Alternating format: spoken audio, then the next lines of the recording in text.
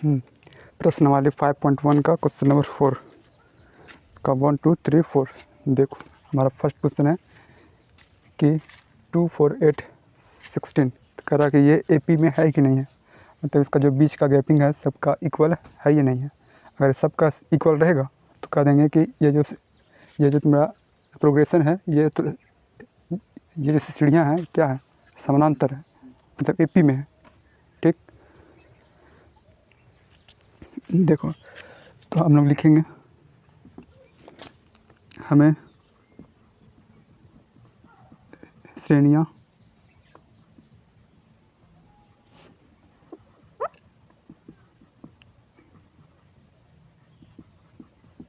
दिया है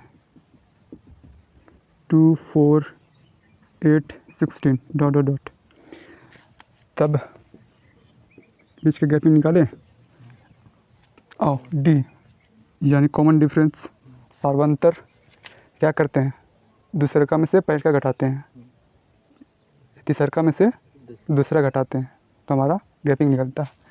निकाल लेते हैं फिर 4 में से 2 गया 2, और चेक कर लो 8 में से 4 गया कितना, यहीं पे पता चल गया ये बीच का गैपिंग है, एक 2 है एक जगह 4 है, जबकि आना चाहिए इक्वल, यहाँ पे इक्वल नहीं है तो लिख देंगे अतः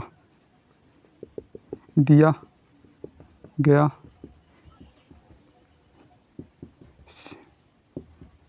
सीढ़ी है 2 4 8 और 16, यह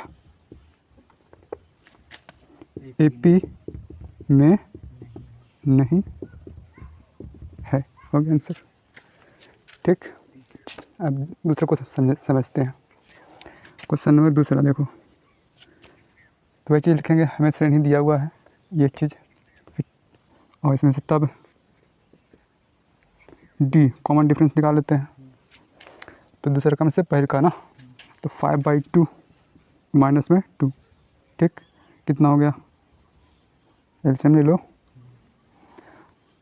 तो 5 में से 4 गया, यानी कि 1/2, और चेक कर लेते हैं, कम से कम 2 चेक करो, और इसमें से इसको ना, तो 5/2 माइनस 3, हाँ 3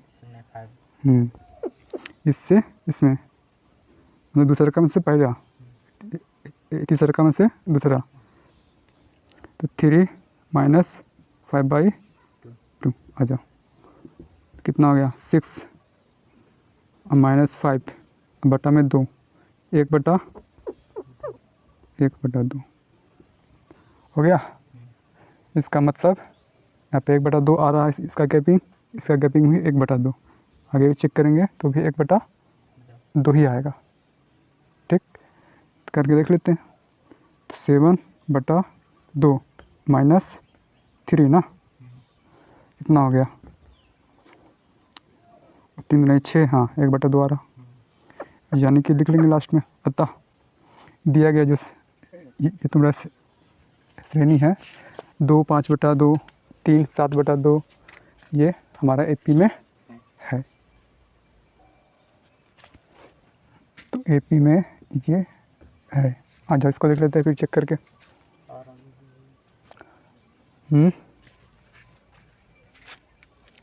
एपी में है, हाँ है, तो इसका सार्वंतर ज्ञात कीजिए। सार्वंतर लिख, यही तो हो गया। 3 के 3 और पद लिखिए। अच्छा हाँ, कर कि यदि कोई एपी में है तो इसका सार्वंतर ज्ञात कीजिए, और इसका आगे का 3 पद और लिखना है, ठीक है ना, लिख दो फिर। देखो ये तो नहीं था, ये है, तो इसका आगे 3 पद और लिख लो। सार्वंतर कितना हो गया 1/2, बीच का गैपिंग कितना 1/2, तो आगे का 3 पद और लिख लो। तो आगे का 3 पद बताओ क्या करोगे, इसमें ऐड करेंगे ना। देखो जैसे 2 4 6, आगे क्या आएगा 2 4 6 8, तो 8 कैसे आया, यानी गैपिंग कितना का है, 2 गैपिंग कितना का है, 2 यानी 2 में 2 जोड़े 4, 4 में 2 जोड़े 6 6, फिर उसके बाद क्या करेंगे 4 में नहीं तो 6 में 2 2 और जोड़ेंगे तभी ना 8 आया, 8 में फिर 8 में 2 जोड़ेंगे 10 आएगा। तो उसी तरह यहाँ पे गैपिंग कितना का है 1/2 का। तो अगला पद निकालने के लिए क्या करेंगे 1/2 जोड़ देंगे। ऐड कर देंगे, तो नेक्स्ट पद निकल जाएगा। 7/2 और 1/2 कितना हो गया 8/2, यही ना, कितना 4, एक 4 निकल गया। हाँ आ जाओ, इसमें फिर क्या करेंगे 1/2 ऐड कर देते हैं। हाँ 4 में 1/2 कितना हो गया, 4 दूना 8, 1 9, 9/2 पक्का। ना 7 एलसीएम इसका 2 है ना, चेक करो। तो 4 गुनाई 2 प्लस 1, 4 दूना 8 और 1 9/2, 9/2। इसमें फिर ऐड कर लेंगे कितना 1/2। हाँ 1 पद 2 पद, 1 पद और निकाल देते हैं 10/2 यानी 5। कोई दिक्कत नहीं, या फिर देखो नहीं दिमाग लगाओ, 2 से 3 हुआ, ठीक, एक छोड़ करके तो आगे एक आगे, एक छोड़ करके यहाँ कितना 4, इसके आगे छोड़ करके 9/2 5 ना, 2 3 4 5। कोई दिक्कत देखो 5/2 7/2, यहाँ कितना 7 8 9 9/2, वही चीज़ लिखें 4 9/2 5, ठीक।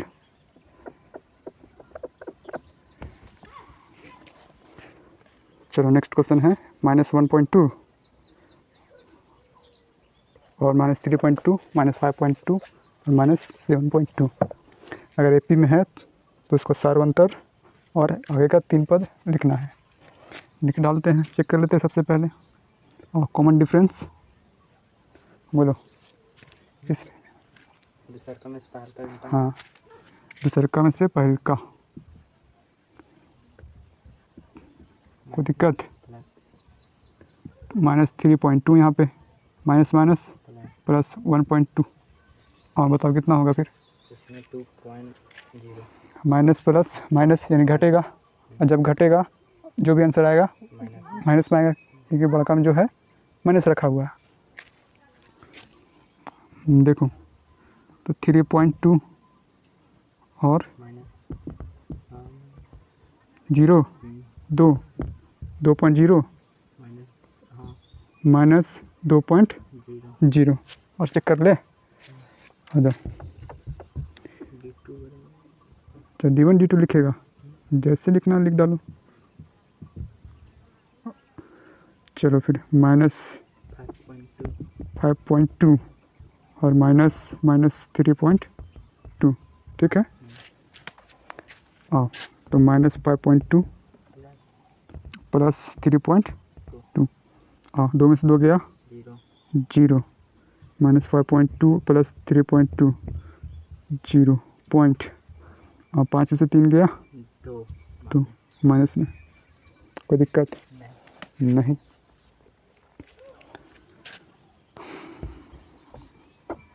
चलो यानी कि ये जिस दिया गया है जो क्वेश्चन वो क्या है एपी में है। तो अतः दिया गया श्रेणी एपी में है, उसके बाद तब, ठीक है लिख लेना। तब इसका आगे का 3 पद निकाल दे, तो क्या करेंगे हम लोग बताओ आगे का निकालने का, इसका ऐड कर देंगे ये वाला गैपिंग। हाँ गैपिंग वाला जो आया है ऐड कर देंगे। चलो तो -7.2 और प्लस -2.0, कोई दिक्कत बा सॉल्व कर दो इसको। माइनस मैंने प्लस माइनस माइनस ना, टोटल माइनस यहाँ पे, माइनस माइनस प्लस यानी जुटेगा, जो भी आंसर आएगा वो माइनस में। तो 2 और 7 2 9, तो आगे का 3 पद कितना -9.2, फिर इसमें ऐड करेंगे हाँ -2.0 ना। और कितना हो गया 2 का 2 9 2 11 11 -11.2। आगे बता दो फिर। 9 10 11 12 13 -13.2। देखो ना 1 3 5 7 9 मतलब एक छोड़ करके एक आ रहा। आओ इसके आगे लिखो फिर 7 आ रहा ना। 7 फिर 9 सब में .2 फिर उसके बाद 9 के बाद 11 माइनस में वो भी 2। आगे देख लो फिर उसको 13.2। आगे बताओ माइनस में 15.2 -17.2। ठीक है बस दिमाग लगाना है।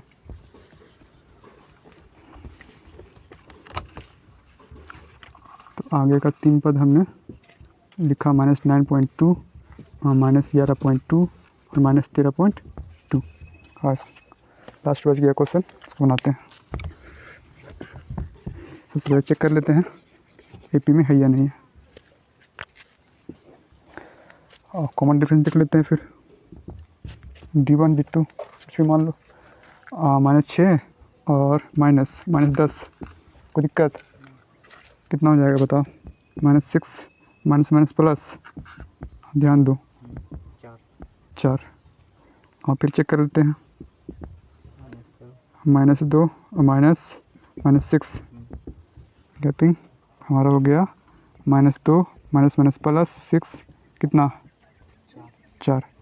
यानी हमारा जो है इसको भी चेक कर सकता है -2 2 -2 4। इन सबका गैपिंग सेम है 4 आ रहा है। यानी कि दिया गया श्रेणी जो है वो एपी में है। ठीक तो आगे का 3 पद लिख लो। तब आगे का 3 पद तुम्हारा क्या हो जाएगा। हाँ इसमें ऐड करेंगे ना 2 में 4 कितना 6 और इसमें कोई दिक्कत बा नहीं। जब पॉजिटिव हो रहा है माइनस फिर माइनस प्लस हो गया तो आगे का जो भी आएगा प्लस में आएगा। चलो क्वेश्चन नंबर 5 फिर देखते हैं आगे। चलो क्वेश्चन नंबर 5 तो हमने चेक किया 3 + √2 3 + 2 √2 3 + 3 √2। तो ये D1 जो है D2 दोनों का गैपिंग जो है वो सबका सेम है। तो अतः दिया गया जो श्रेणियाँ है वो एपी में है। तो आगे का 3 पद 3 + 4 √2 3 + 5 √2 और 3 + 6 √2 इसमें जोड़ दो सिर्फ। अगर एपी में है तो इसमें जो कॉमन डिफरेंस आया है उसको जोड़ देंगे निकल जाएगा। या फिर आगे का दिमाग लगा सकते हैं इसमें 3 है 3 है 3 है 3 है आगे भी 3। इसमें देखो √2 2 √2 3 √2 आगे का 4 √2 5 √2 6 √2। चलो इस क्वेश्चन को देखो फिर हमने निकाला गैपिंग इसका। तो एक आ रहा है 0.02 और एक में आ रहा है 0.002 यानी का बीच का जो डिफरेंस है सेम नहीं है। तो अतः दिया गया जो श्रेणियाँ हैं एपी में नहीं है। चलते हैं आगे। चलो नेक्स्ट क्वेश्चन है 0 -4 -8 -12 इसका बीच का गैपिंग लिखना है। ये एपी में है या नहीं है। ठीक है ना आ जाओ। तो कॉमन डिफरेंस निकाल कर देख लेते हैं डी और -4 और -0 कितना -4। फिर देख लेते हैं दूसरा में से पहला तीसरा में से दूसरा तो -8 -4 ना कितना हो गया ये -8 + 4 तो -4। ठीक ये बीच का गैपिंग सेम है।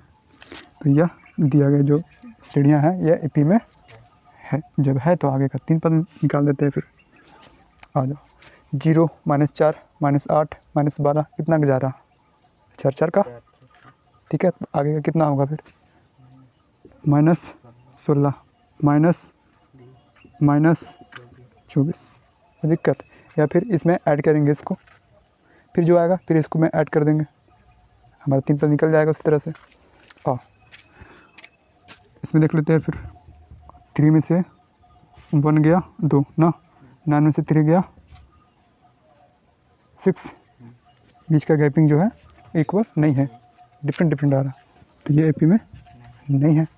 और इसको फिर देखते हैं -1.2 फिर माइनस माइनस प्लस हो जाएगा यहाँ पे ना 1.2 0, फिर माइनस 1.2, फिर माइनस माइनस माइनस प्लस 1.2 0, यानी कि बीच का जो गैपिंग है 0 है। तो ये AP में है। जब है तो आगे का 3 पद माइनस 1.2 मतलब माइनस 1/2 माइनस 1/2 माइनस 1/2 माइनस 1/2, आगे का भी सेम सेम।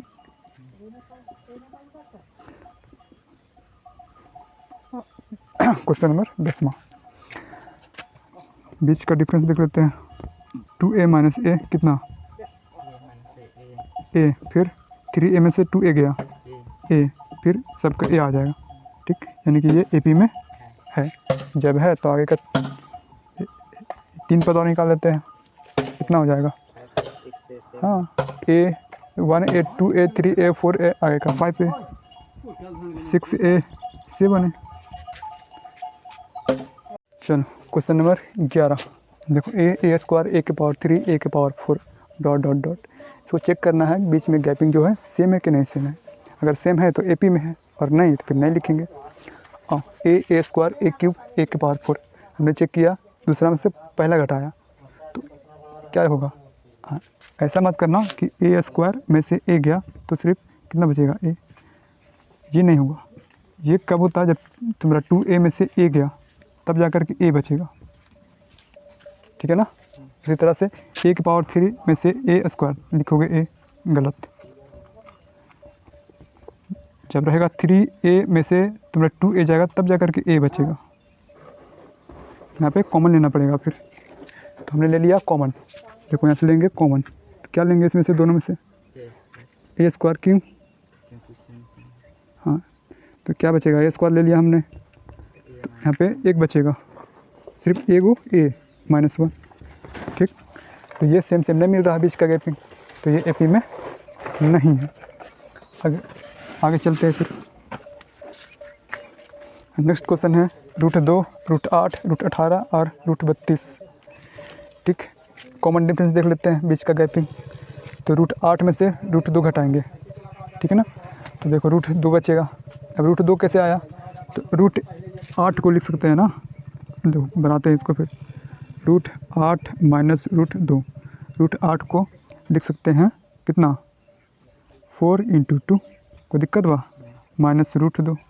अब देखो ये अलग अलग हो जाता है, √4 और √2 माइनस इधर है कितना √2, इसका वैल्यू कितना 2 √2 में से √2 2 को √2 में से एक √2 माइनस करेंगे, कितना बचेगा, 2 में से 1 गया, 1 बचेगा, 1 क्या बचेगा √2।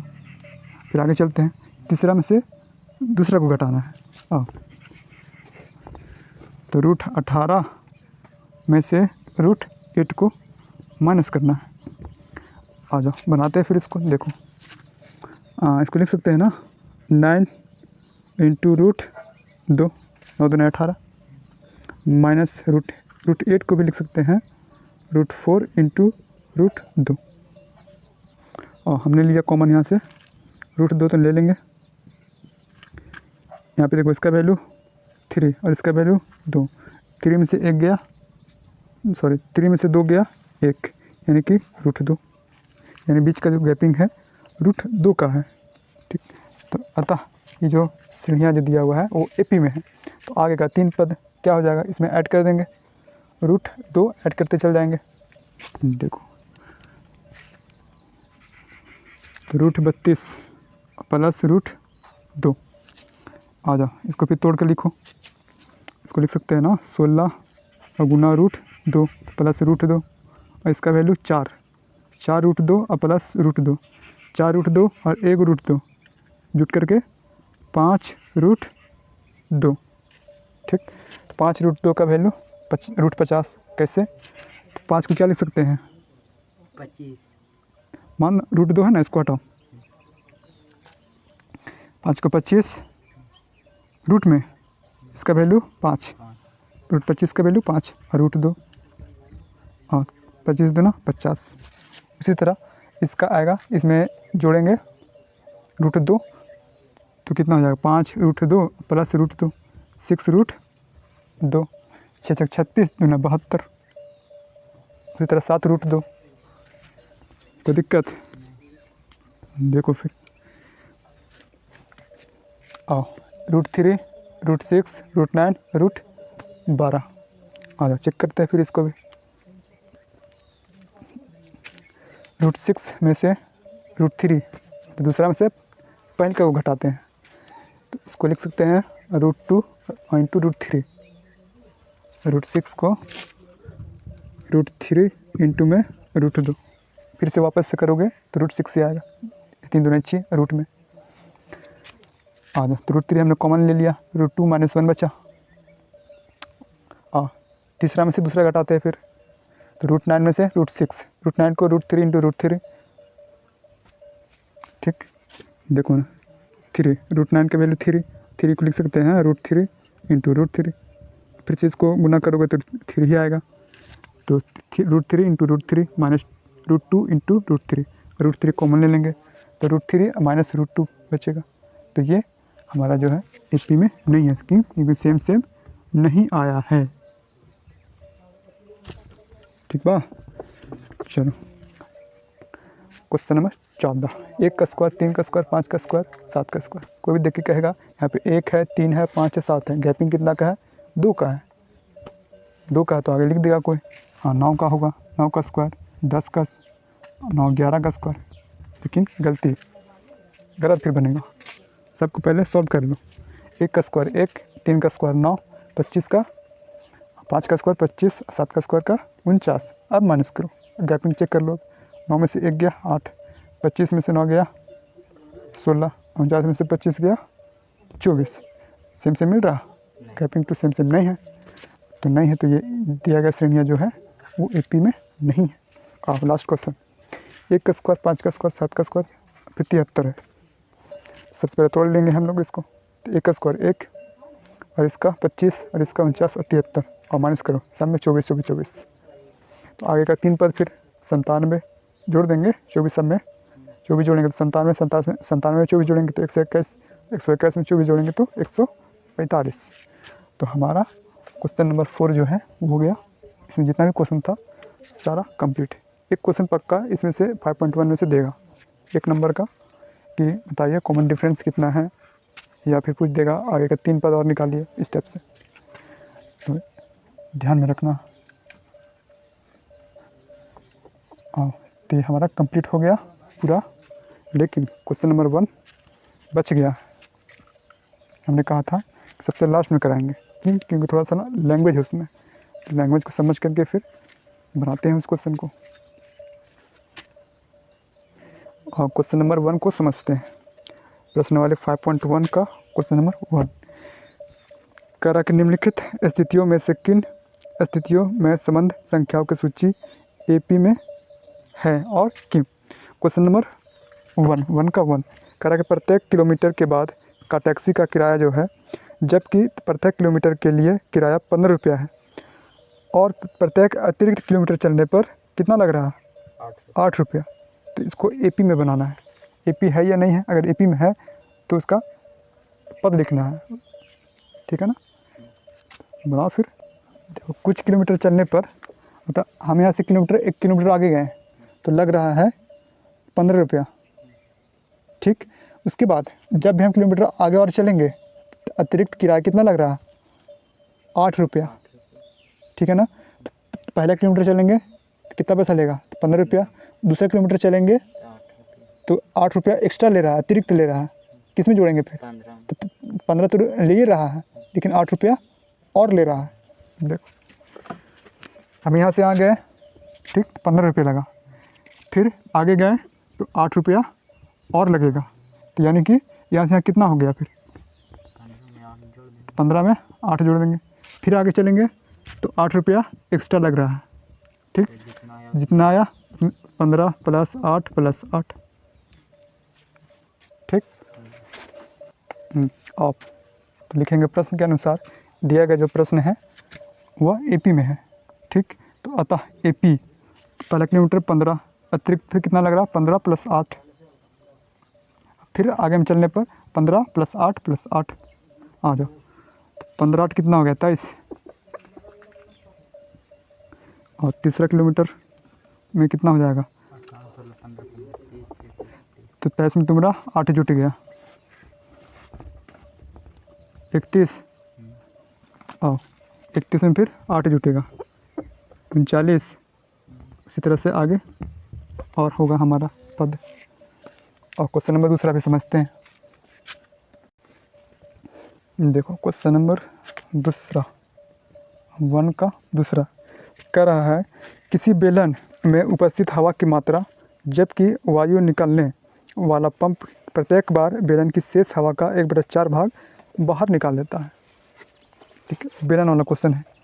अब बेलन क्या होता है, इसका आयतन हवा क्या है वो समझते हैं फिर। सिलेंडर। हाँ, इंग्लिश में कहते हैं सिलेंडर। देखो ये है तुम्हारा बेलन, पाइप।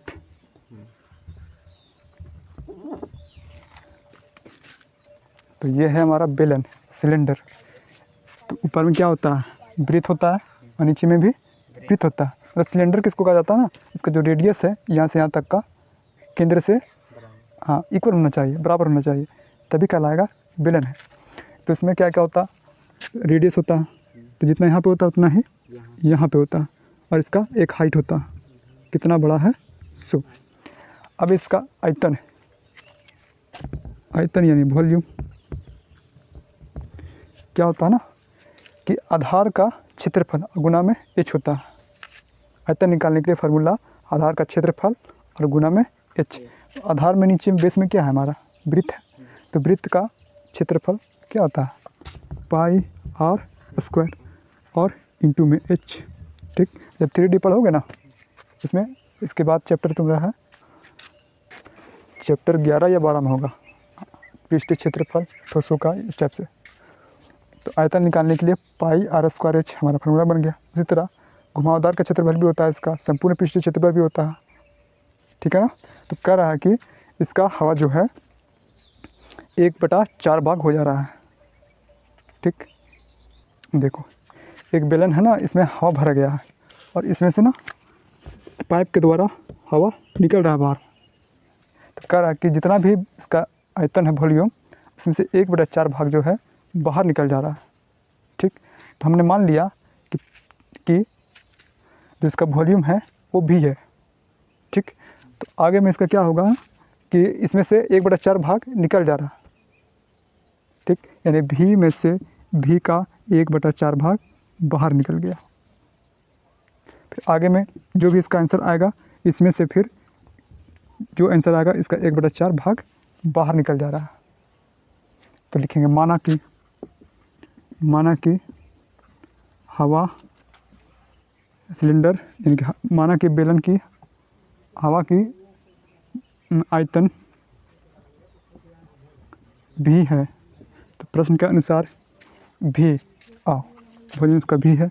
दूसरा पद हमारा हो जाएगा इसी का 1/4 भाग बाहर निकल जा रहा है। सॉल्व कर दो फिर इसको, भी माइनस भी/4 कितना हो गया, 4 माइनस भी बटा में 4 और 3 भी और बटा में 4, तो 3 भी बटा में 4। कोई दिक्कत नहीं। और फिर इसका नेक्स्ट पद जो होगा वो इसी में से 1/4 भाग बाहर निकल जा रहा है। तो 3 भी में से 3b/4 में से इसी का 1/4 बाहर निकल जा रहा है। सॉल्व कर देंगे इसको, कितना हो जाएगा, नीचे 16 हो गया ना, 16 और एलसीएम कितना फिर 16, 4, यहाँ पे कितना हो जाएगा 4 4 × 12 माइनस 3b तो 12 में से 3 गया, तुम्हारा 9 भी बटा 16, 9 भी बटा 16। उसी तरह आगे निकालेंगे कि 9 भी बटा 16 में से, ठीक, 9 भी बटा 16 में से 1/4 भाग बाहर निकल जाएगा। और इसको चेक करेंगे, ये जो पद लाए हैं ये एपी में है या नहीं है। तो कैसे चेक करेंगे कि एपी में है कि नहीं है। सो हाँ, सर गैपिंग देख लेते हैं। तो 3v/4 में से v माइनस करते हैं और कितना बच गया फिर 4। हाँ 3v minus 4v minus v/4 आ जाओ। इसका गैपिंग -v/4 इसमें देख लेते हैं फिर 9v/16 में से 3v/4 को माइनस करते हैं तो 16 और 9v माइनस 4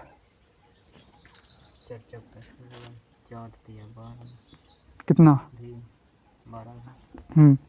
-3v/16 तो इसका आ रहा -3v/16 यानी कि बीच का जो गैपिंग है d यानी कि सार्व अंतर डिफरेंट है। तो लिख देंगे अतः यह प्रश्न एपी में नहीं है। और तीसरा क्वेश्चन समझते हैं फिर। देखो क्वेश्चन नंबर तीसरा समझो। कह रहा प्रत्येक मीटर की खुदाई के बाद एक कुआं खोदने में आई लागत, जबकि प्रथम मीटर खुदाई की लागत जो है 150 रुपया है और बाद में प्रत्येक मीटर खुदाई की लागत 50 रुपया बढ़ती जाती है। ठीक, तो ये एपी में है कि नहीं वो लिखना है। जब एपी में है तो इसका पद लिखना है। ठीक है ना। देखो हमने फर्स्ट मीटर खोदा, ठीक, 1 मीटर खोदा तो 150 रुपये लग रहा है। दूसरा मीटर खोदेंगे तो 150 रुपये लगेगा ही लगेगा, प्लस 50 रुपया बढ़ते ही जा रहा है, पर मीटर 50 रुपया बढ़ते जा रहा है। फिर तीसरा खोदेंगे तो 150 रुपये लगेगा ही लगेगा, लेकिन 50 रुपया और बढ़ेगा और 150 रुपया इसका लगेगा 100 अलग। जैसे देखो तीसरा क्वेश्चन है ना, तो फर्स्ट मीटर में 150, ठीक, दूसरा मीटर में 150 लगा और फिर 50। फिर आ जाओ आगे का बताओ। फिर इतना तो लगभग करेगा, इतना तो लगेगा ही लगेगा, प्लस में 50 और बढ़ती जा रही है। आगे में फिर बता दो इतना तो लगेगा ही लगेगा, तो 150, 200, 250 ना, प्लस 50। ठीक है, चलो फिर लिखते हैं। प्रश्न के अनुसार क्या हो जाएगा तुम्हारा 150, 200, फिर 250, 250, फिर 300, आगे चल जाओ। तो अतः यह प्रश्न एपी में है तो हमने पद लिख दिया। तो एपी कितना हो गया 150, 200, 250 और 300। चलो लास्ट क्वेश्चन है कि खाते में प्रत्येक वर्ष का मिश्र धन, जबकि 10,000 की राशि 8% वार्षिक की दर से चक्रवृद्धि ब्याज पर जमा की जाती। एक होता है साधारण ब्याज और एक होता है चक्रवृद्धि ब्याज। तो साधारण ब्याज में ना हर साल वही रेट से तुमको ब्याज मिलेगा या फिर कोई देगा तुमको। और चक्रवृद्धि ब्याज क्या होता है ना कि ब्याज के ऊपर ब्याज लगता है। ठीक, जैसे देखो एक होता है तुम्हारा साधारण ब्याज और एक होता है चक्रवृद्धि ब्याज।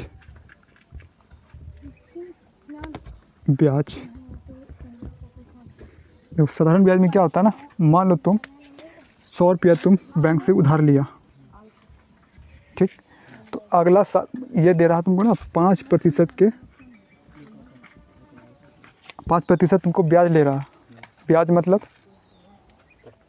नहीं बोलता है, हाँ, कि सूद में पैसा लगा रहे हैं, सूद से पैसा लिए हैं, मतलब जो पैसा देगा सो अलग और इसका ब्याज लेगा, सूद लेगा, तो सूद ही ब्याज कहलाता है।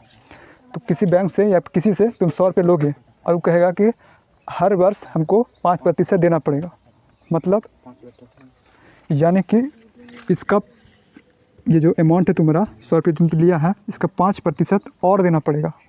कितना हो जाएगा? हाँ, तो 5 इसी का 5%, 100 का 5%, प्रतिशत मतलब ना बटा में 100 होता है। तो ये तुम्हारा ख़त्म। यानी कि अगला साल तुमको 100 रुपया प्लस 5 रुपये देना पड़ेगा। 100 रुपया दिया था वो 5 रुपये तुम्हारा शुद्ध लगेगा। तो पहला साल कितना हो गया 105 रुपया। ठीक, दूसरा साल बता दो फिर। 110 हम्म, 110 ना 110 में 100 से मतलब 105 में 100 से फिर डिवाइड करना है ना। चक्रवृद्धि ब्याज में क्या होता है देखो, जैसे तुमने 100 रुपया किसी से लिया है और 5% के सूद से तुमको दिया गया पैसा, तुम लिया है। ठीक, तो इसका कहने का मतलब है फर्स्ट साल, ठीक, 100 रुपये तो लगेगा ही लगेगा। ठीक है, 5% लगेगा, मतलब 5% निकाला 5 रुपया। कोई दिक्कत? तो कितना हो गया 105। और दूसरा साल फिर कितना लगेगा हमको, बोलो। इसमें ब्याज के ऊपर ब्याज लगता है। तो 5 है उसके पर भी ब्याज लगेगा। प्रश्न के अनुसार, ठीक, 10,000 रुपये में क्या है अमाउंट है। ठीक, और इस पर ना 8% जो है चक्रवृद्धि ब्याज है, मतलब कि ब्याज के ऊपर ब्याज लगेगा। देखो, तो पहले का साल कितना लेगा पैसा, 10,000 तो लेबे करेगा। ठीक, फर्स्ट ईयर 10,000 तो लेबे करेगा और इसका 8% लगेगा। तो इसका 8% निकाल देते हैं। 10,000 का 8 बटा में प्रतिशत मतलब 100। और कितना हो गया फिर 800।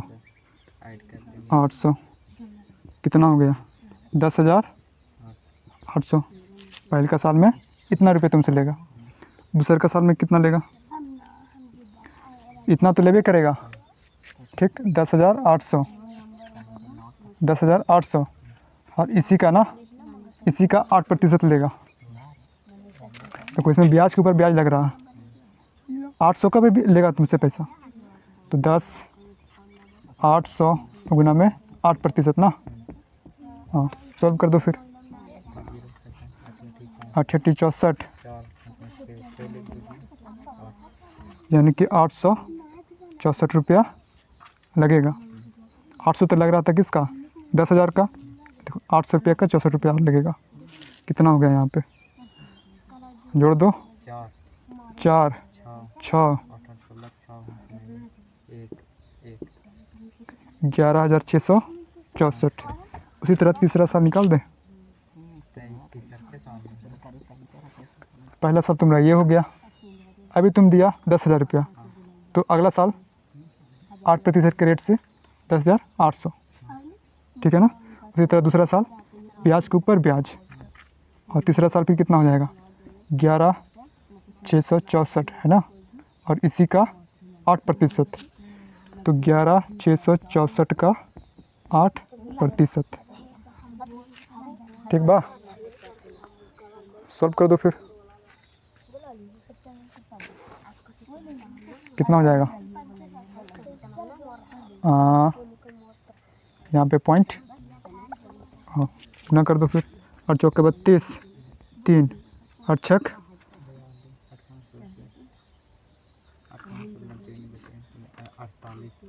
48 ना, और 3 हाथ में 5, हाँ 8 छक 48, 5 जोड़ दो कितना 53, 53 का हाथ में 5, 8 कम 8, 8 5 13, 13 का 3 हाथ में 1, 8 कम 8 और 1 9 के अंक बाद पॉइंट 2 अंक।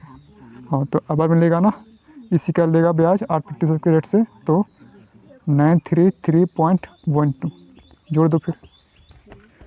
इतना रुपया प्लस इतना, तो 12 हो जाएगा यहाँ पे, और 4 3 7, इसमें तो कोई दिक्कत नहीं होना चाहिए जोड़ में। 6 3 9, 9 6 15, हाँ, और हाथ में 1 ना, 2 1 1 यानी कि 12 इतना रुपया। कोई दिक्कत? ये ईपी में है कि नहीं है चेक करना पड़ेगा। क्या करेंगे? दूसरा में से पहला, तीसरा में से दूसरा, और माइनस कर लो फिर। 11,664 में 10,800 कितना हो जाएगा बताओ?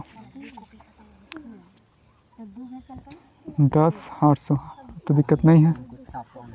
4 6 ठीक, 16 में 60 गया 8, और यहाँ पे 0 ना, 0 0 864 कोई दिक्कत नहीं। हाँ फिर कितना आया? 12,597.12 माइनस करना है दूसरा पद बोला, तो 11,664 बोलो 0.12 हो जाएगा। 7 में से 4 गया, 3 और 15 में से 6 गया, 15 में से 6 और 0 0 933.12 यानी कि इसका बीच का जो गैपिंग है सेम नहीं है। तो लास्ट में देंगे अतः दिया गया प्रश्न ईपी में नहीं है।